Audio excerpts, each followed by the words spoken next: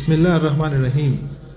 موت اور آخرت کی تیاری کرنے والے ہی ہوشیار اور دور اندیش ہیں۔